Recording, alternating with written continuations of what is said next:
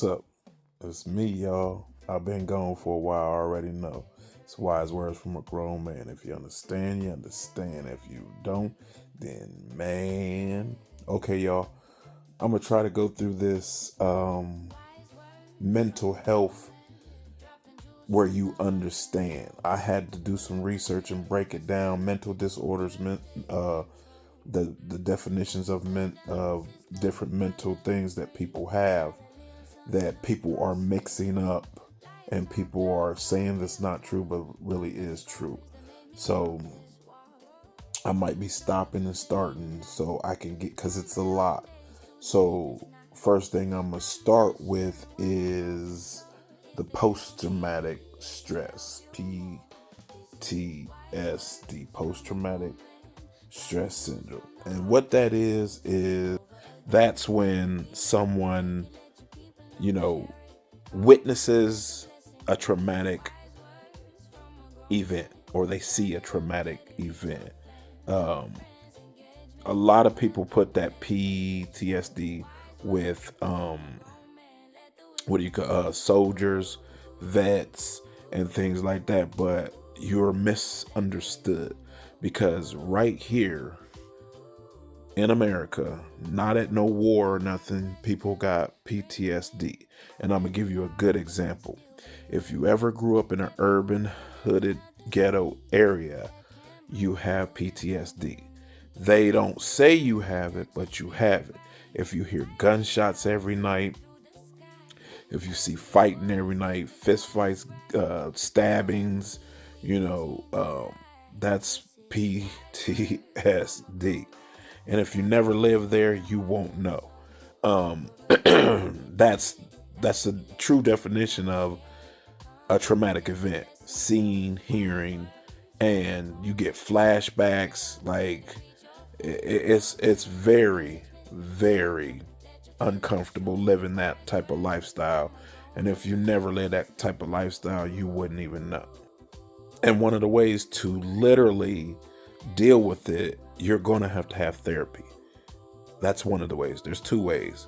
The second way, a lot of people don't agree with, a lot of people don't believe, but God will help you through your PTSD.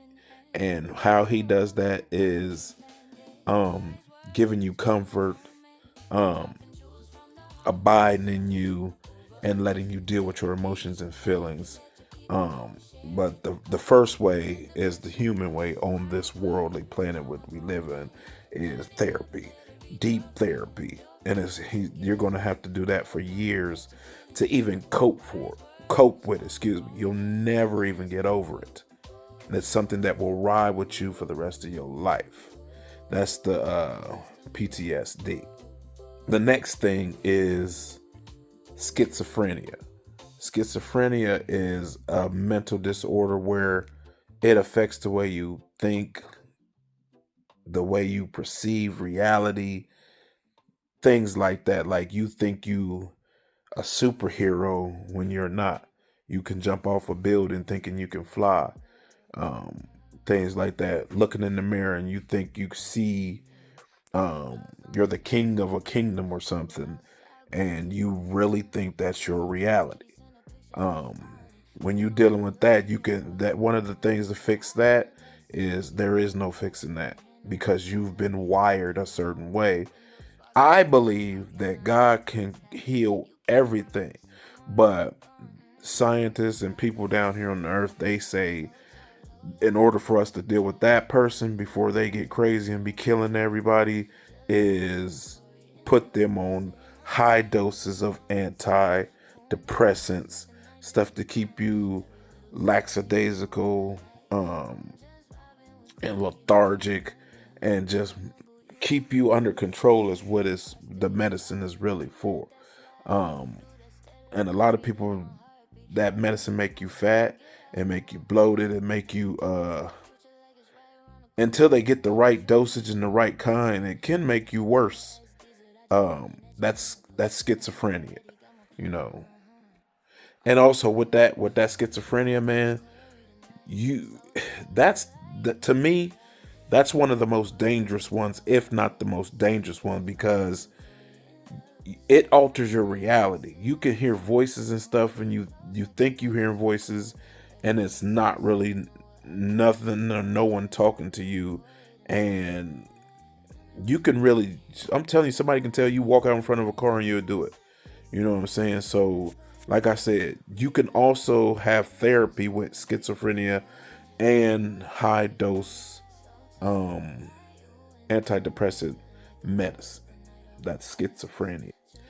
And the next one is bipolar.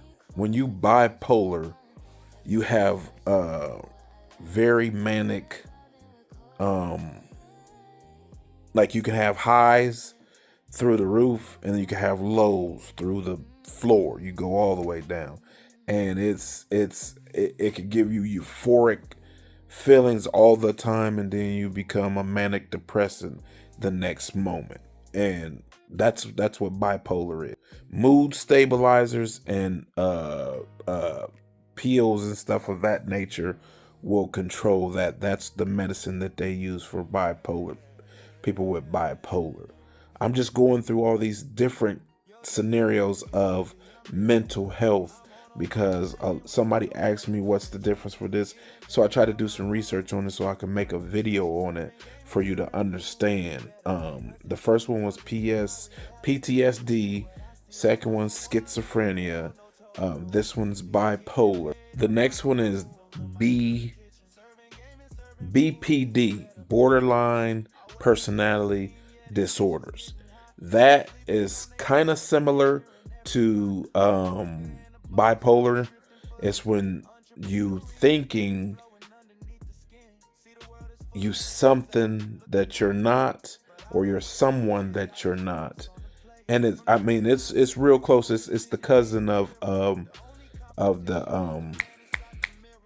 dang it, I just had it in my head.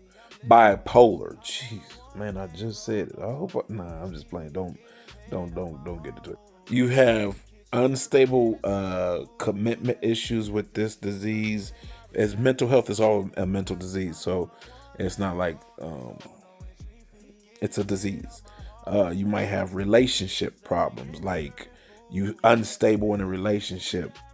It's so much stuff to do. I'm just giving you a synopsis of all of these things so you can, if you have them, you like, man, I better get this checked out to see, because if it's untreated, it could lead to something deadly, with you doing something to someone else or to yourself, And with this, it's like it's like a dialectical behavior. It's like it's hooking you up to something is the like the remedy for this, not remedy but as coping with it. Medicine is involved, like all of them have medicine involved, but this is like hooking you up to some type of machine, and I think it's a weekly or bi-weekly thing they do, like going to the doctor and hooking you up to this thing, to this machine. The next one is autism. I know a little bit more about this one because I'm around a lot of people with autism, and I've been around a lot of people, and they have there's high functioning autism, and then there's I don't know the quite name, and I don't want to get it wrong, but there's people with autism that can drive cars, live on their own, go to the grocery store, and live a normal life. But there's some where people, they have to be showered, they have to be dressed and changed by someone else, and they'll just go off at any minute. They'll run out the door or whatever. They have a immaculate memory, and they have patterns that they do in their head that they have to do it, or they can't cope or whatever. That's autism, and you might know somebody that have autism. If you know somebody, in the comments below, tell me of someone that you have, that you know of, that has autism or any of these mental defects or disorders. But also some more things is like I had an autistic brother, Well, I have an autistic brother who they'll engage in patterns of like flapping their hands or kicking their feet or shouting out things. Some of them have verbal communication and nonverbal communication. Um, they might even enjoy movies and know and can name. My brother, he can name every movie. John Wayne, anything he want to watch. He's nonverbal, but he can say the names of movies that he want to watch. And if he can't watch them, he will go crazy. And a lot of them are very, very strong. They, yeah, they'll jump on your head. And how you deal with their mental defect or disease is occupational therapy, speech therapy, and things like that. Because it could be on a high scale, like I said before, or on a low scale. And high functioning and low functioning. I'll just put it that way. The next one is it has a new name. The mental institution is changing names on, like, I don't take this the wrong way, but like mental they have different names for things, and they're changing a lot of things. Like it used to be mental retardation. I'm not sure what the new name is. I think it's, I forget, but you see what I'm saying. Like it's this next one is called DID, which is the the new term for the DID. It's it's called dissociative identity. DID. I forget the last D, but it's multiple personalities. That's what it is, and that's the presence of two actual people or more. That's why it's called multiple personalities, because it could be from 2 to 20. This is that person thinks they're that many people. This could come from childhood trauma, which most of it does come from childhood trauma. A high percentage of it does, but you need long care therapy for this, because if you think you're 20 different people, the therapist is going to have to reach out to every single one of them to get them in a stable thinking condition, because literally that's why you have this disease, because you really think that you're that many people. So each one is distinctive. The next one is, people will laugh at it, but all these different diseases and defects are mental, and this one is no different. It's called eating disorder. An eating disorder could be you're either bulimic, you're obese, you're throwing up, you're eating too much, you're hiding food, you're not eating enough. This is a real mental disease. All these are when you say mental, it means these things are in your head, in your mind, in your being. This is your mental state. And it's not laughable. This is a real thing. And I know a lot of people in this situation right here. The bulimia and the anorexic. The bulimia is when you eat so much food, you don't even know why you're doing it, but you eat so much food that you balloon up and bloat up, and then you vomit it all up. Anorexia is where you don't eat a lot.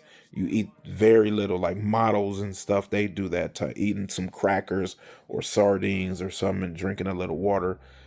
Those are the disorders in your brain. And another one is binge eating. When they binge eat, that means you eat so much till you feel like you want to throw up or get sick, but you don't throw up at all. You just deal with it, and you literally you can gain a lot of weight from binge eating, and you can make yourself sick, and you can affect some of your organs and it's a very serious thing. But like I said, it's a mental health thing, and the treatment for this is they'll give you medicine for your mental part, and you'll have to see a nutritionist for the body part of it. And for the mind part, also you'll have to see a therapist. All these entail a therapist and some type of medicine. The next one is called MDD. That's what is it? Major depression disorder, or just depression. That's when you don't want to be a part of anything. You're depressed. You don't want to eat. You don't want to sleep. You don't want to do anything and be a part of anything. And it's a society doesn't matter to you anymore. This disease right here, because I've had some people that I know take their own life. This one right here is a scary one because just speaking to somebody with depression, bear with me. When somebody is depressed, they can't physically or mentally comprehend that you're trying to help them, or they can't physically, mentally, spiritually comprehend that you're trying to help them. They feel alone. They feel like there's no alternative.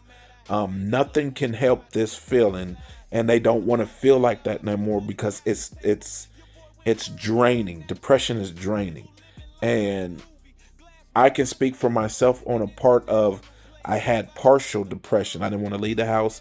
I didn't want to see nobody. I didn't want to talk to nobody. I didn't want to watch TV. I didn't even want to hear music, and music is my life.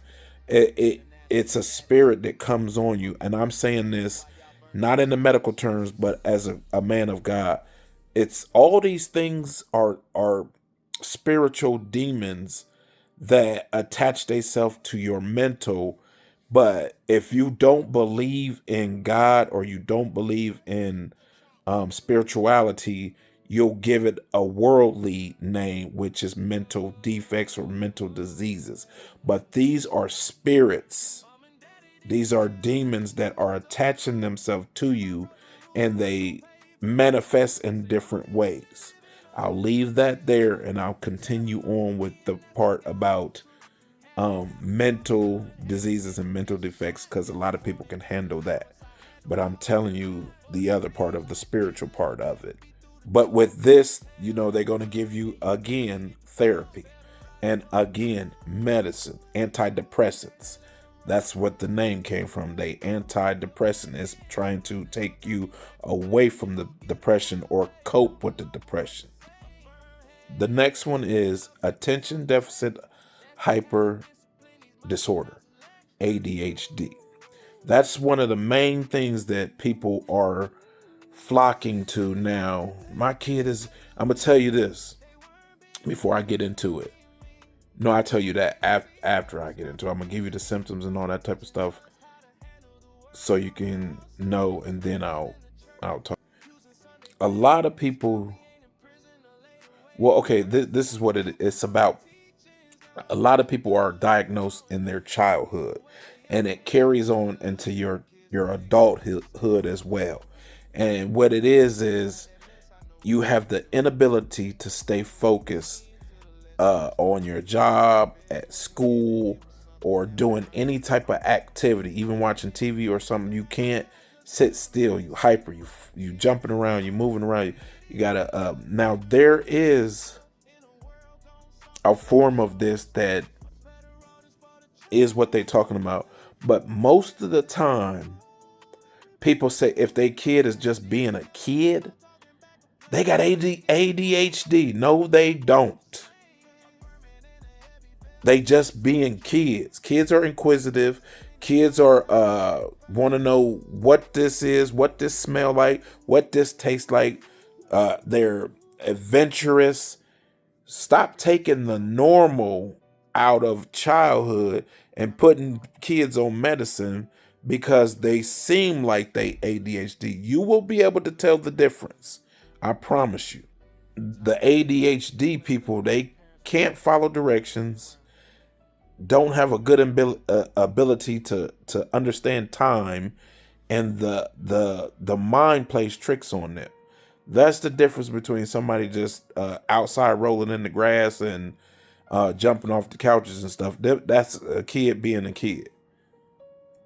Now this next one, oh yeah, medicine and therapy for that last one, which is that's going to be the thing of every single one of these. But this next one, I can attest to this because I have a form of this. Obsessive compulsive disorder, OCD. Welcome to my world. This is where I'm saying that because I have a little bit of experience with this. This is repetitive, unwanted thoughts. And I have this daily. And I'm gonna give you an example um, of my OCD. I have to outline everything I look at. If I look at anything, shape, object, car, bed, shower, anything that I look at, I have to outline it. And I have to go left to right 2 times, left to right, I mean right to left 2 times, or up and down, whatever the case may be. It's compulsive and obsessive, and I have to do it all the time. There's many other ways, like when I used to be at school and I set my stuff up on my desk, I have to set it up a different way, or I can't deal with it. When my wife, she buys food and put it in the refrigerator or the freezer. If I go in there after her and I look at it and it's not the way I want it, I will take it all out. She calls it playing Tetris, and I have to put stuff in there a certain way to make it fit or whatever, or I cannot stand it. I won't even go over there. Stuff on the counter, it has to be set up in a certain way, or I cannot deal with it. And another thing, like my wife's aunt, she had OCD where she had to wash her hands. She washed them so much that her skin started coming off. So those are those type of things. But like I said, therapy and medicine will control. Never can I get rid of it. There's nothing you can do to me to make me stop doing this. I've done this my whole life, and I will continue to do it. It's not harming anything. It takes up a lot of my time, but it is what it is. The next one is substance use disorder. Substance abuse use disorder, SUD. And that's where you use substances like pills, alcohol, drugs of any sort, and you don't care about any negative trouble that you might get in. You cannot stop. So you have to have therapy and medicine, which is a drug. Ain't that crazy?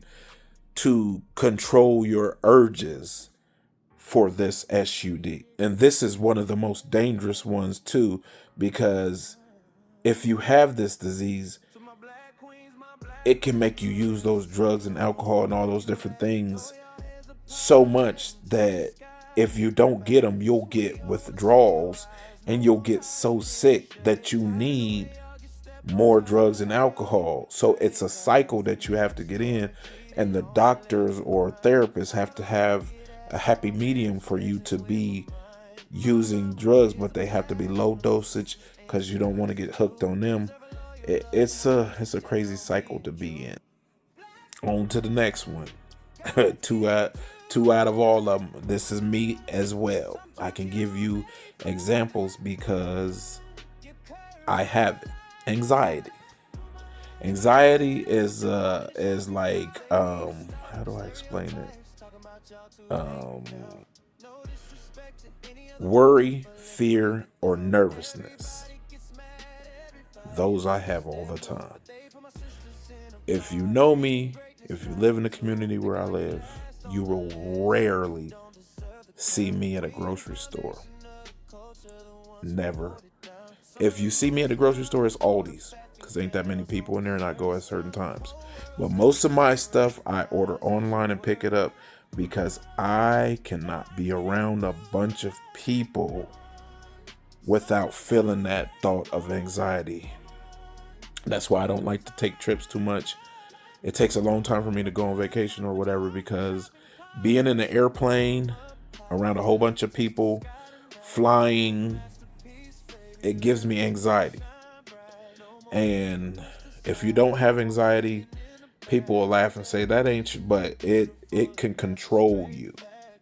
And a form of that anxiety can be a panic anxiety, like panic attacks, where I'm in the midst of all that other regular anxiety and then I start to panic. And panic means I don't care about no people, kids, elderly people. I'm running through people to get to a safe place where there's not a lot of people and my mind is not confused and overwhelmed. So I start to panic. I could be at home alone and can have a panic attack. That's all a form of anxiety. And they usually give you anxiety medicine, which I choose not to take. I will not take it. Or therapy. Well, I will not do that either because I can't afford it. I'm just being honest. They want $30 an hour, $50 an hour, $70 an hour for a therapist.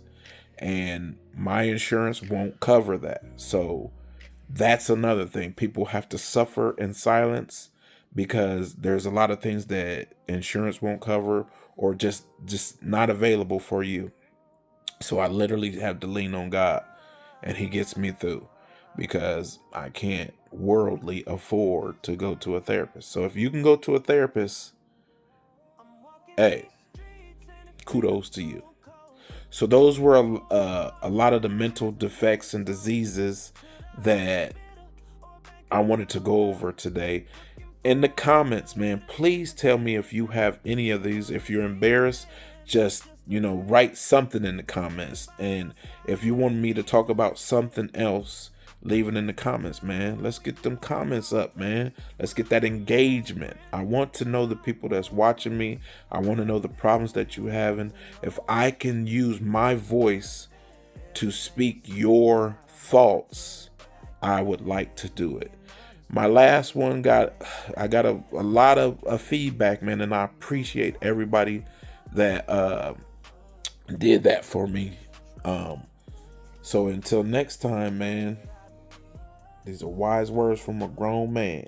If you understand, you understand. If you don't, then man, deuces. 2 times. Man, you already know what it is. I keep telling y'all later on.